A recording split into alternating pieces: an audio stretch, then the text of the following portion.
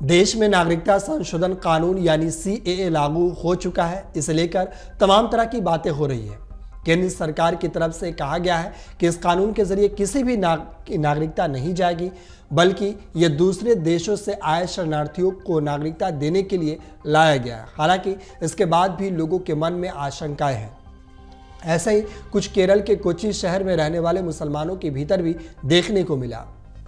जब मीडिया की team CAA पर लोगों की राय जानने के लिए पहुंची तो कोच्चि के मुसलमानों ने कहा कि यहां पे शहर के मुसलमानों के सरकार की तरफ से लागू किए गए कानून पर उनकी राय जानी। कुछ लोगों ने कहा कि सरकार की तरफ से अगर कानून बनाया ही गया था तो इसमें मुसलमानों को भी शामिल करना चाहिए था। सरकार के आश्वासन के बाद भी लोगों के बीच डर देखने को मिला। एक शख्स ने यहां तक कह दिया कि क्या पता सरकार हम सभी लोगों को कल को पाकिस्तान भेज दे। वहीं सीएए पर बात करते हुए एक शख्स ने कहा कि हमारे लिए सबसे ज़्यादा डर की बात एनआरसी है। असम में रहने वाले लोगों को कहा गया है कि आपका नाम एनआरसी लिस्ट में नहीं है, इसलिए आपको बाहर जाना होगा। उन्होंने आगे कहा कि हम लोग इस कानून के खिलाफ है, सरकार हमारे साथ अच्छा नहीं कर रही है, हर किसी के लिए एक समान व्यवस्था होनी चाहिए थी। इस तरह सरकार के आश्वासन के बाद भी मुस्लिम समाज के भीतर भय का माहौल देखने को मिला हुआ है। आपको बता दें कि नागरिकता संशोधन कानून 2019 को लेकर नोटिफिकेशन जारी होने के बाद देश भर में 11 मार्च से इस कानून को लागू कर दिया गया है। सीए लागू होने के बाद विपक्षी नेताओं की लगातार प्रतिक्रिया सामने आ रही है। इस बीच दिल्ली के मुख्यमंत्री अरविंद केजरीवाल ने भारतीय जनता पार्टी यानी बीजेपी पर जमकर निशाना साधा है।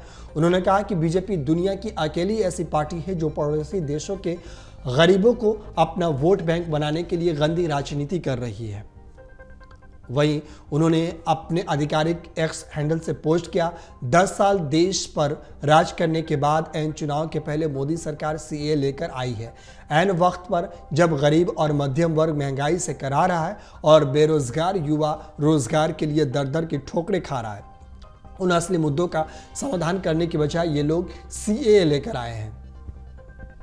वहीं सीएम अरविंद केजरीवाल ने पोस्ट में आगे कहा कि 3 पड़ोसी देशों के अल्पसंख्यकों को भारत में नागरिकता दी जाएगी, यानी ये पड़ोसी देशों के लोगों को भारत में लाकर बसाना चाहते हैं। क्यों? अपना वोट बैंक बनाने के लिए। जब हमारे युवाओं के पास रोजगार नहीं है तो पड़ोसी देशों से आने वाले लोगों की रोजगार कौन देगा? उनके लिए घर घर कौन बनाएगा? क्या बीजेपी उनको रोजगार देगी? क्या बीजेपी उनके लिए घर बनाएगी? आम आदमी पार्टी के संयोजक ने यह भी कहा कि पिछले 10 सालों में 11 लाख से ज़्यादा व्यापारी और उद्योगपति इनकी नीतियों और अत्याचारों से तंग आकर देश छोड़कर चले गए। उन्हें वापस लाने के बजाय ये पड़ोसी देशों के गरीबों को लाकर भारत में बसाना चाहते हैं। क्यों?